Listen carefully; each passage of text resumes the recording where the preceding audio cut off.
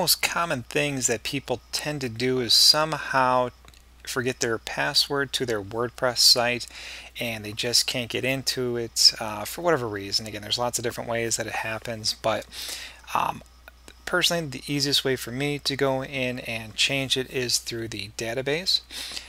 If I'm using Control Panel or cPanel up here, if I log into there, I can scroll down to the database area. Now it gives you a couple different options down here. These are for setting up your database or editing or changing the password, things like that, things you don't want to do here. What we want to do is go into PHPMyAdmin, and this is actually going to show the tables and the areas that make up my WordPress website. So I'm going to click on the PHPMyAdmin,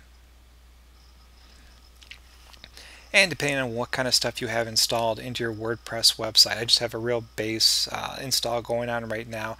You may see more options here, but these are the base options for your WordPress website. And what you're looking for is users. These are all the people who have signed up for your website. Chances are it might just be you. You may have a lot of people. It just depends. So I'm going to click on users down here. And you'll see a whole line of text here that tells all the different information about your user. So what I'm going to do is find the user that I'm looking for here. I know this one's mine because it's the only one. And I'm going to click on Edit. Alright, so these are the same cells that you saw on the last page, just laid out a little bit differently here.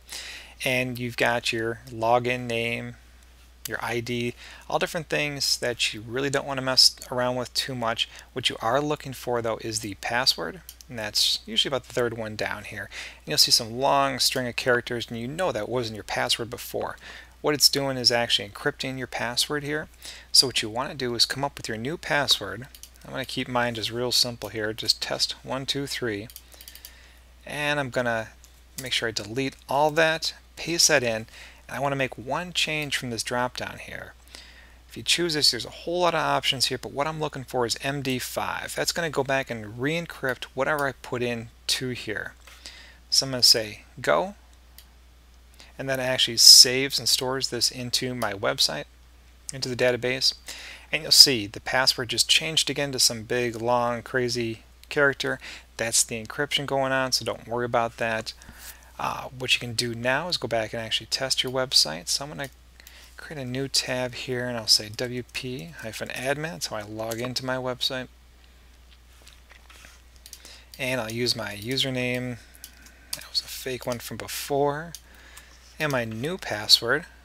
And I'll say login. And you should be in just fine. So that's how you change your password if you cannot recover it any other way.